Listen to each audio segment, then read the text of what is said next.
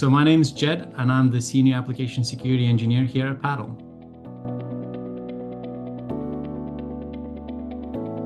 My experience and what I've seen other application security engineering colleagues deal with, I think it just produces a lot of noise. I think that's really the core issue. I think with a high rate of false positives and just findings that often lack context, it makes it difficult for myself and other developers to really confidently say, okay, this is, how can we identify which issues, actually matter and should be prioritized when it's just, we're looking at a sea of just massive amounts of results. I think it's just a high false positive rate that is the main issue for a lot of other application security engineers.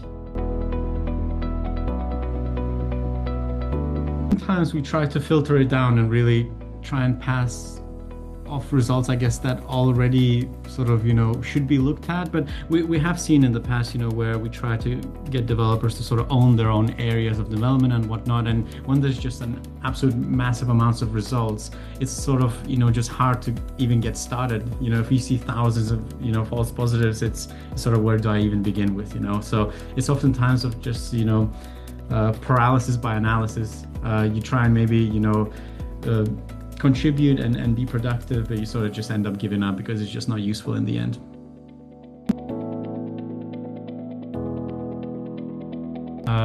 Talking about, so it just massively reduced the false positives.